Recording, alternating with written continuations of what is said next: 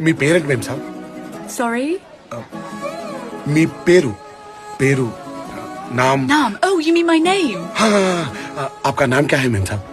Oh, don't call me Mem Saab. It's just Jenny. Yes? అమ్మో అంత పెద్ద పేరా. చిన్నగా ఏమని పిలవాలి మేం సాబ్? Don't call me Mem Saab. It's just Jenny. Yes?